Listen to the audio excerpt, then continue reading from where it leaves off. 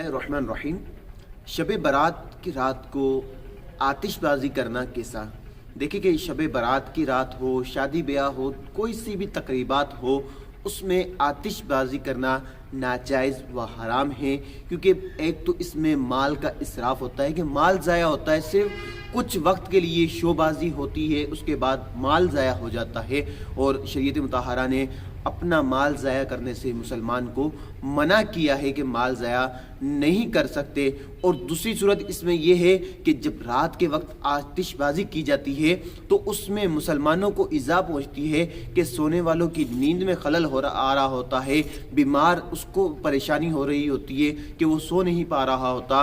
तो इसलिए शरीयत मुतहरा ने आतिशबाजी से वैसे भी मना किया है और इसमें मुसलमान को तकलीफ़ पहुँच रही है, तो मुसलमान को तकलीफ़ देने की वजह से भी ये नाजायज़ है।